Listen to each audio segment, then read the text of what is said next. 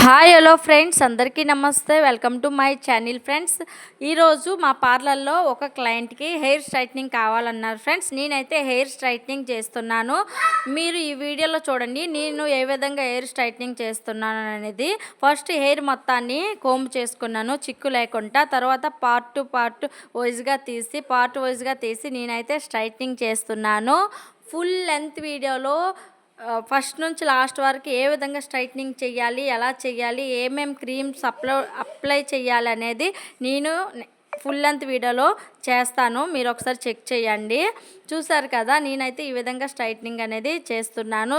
మనం స్ట్రైట్నింగ్ చేసేటప్పుడు 180 degrees, 200 degrees, 230 degrees, 250 degrees కూడా ఉంటాయి.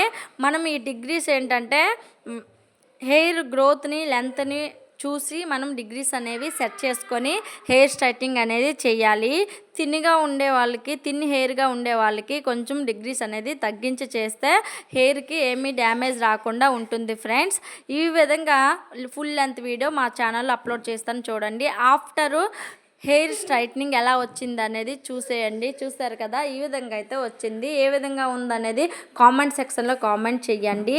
బిఫోర్కి ఆఫ్టర్కి డిఫరెంట్ చూస్తారు కదా. ఇదైతే నార్మల్ 1 వీక్ అయితే ఉంటుంది friends. Thank you for watching friends.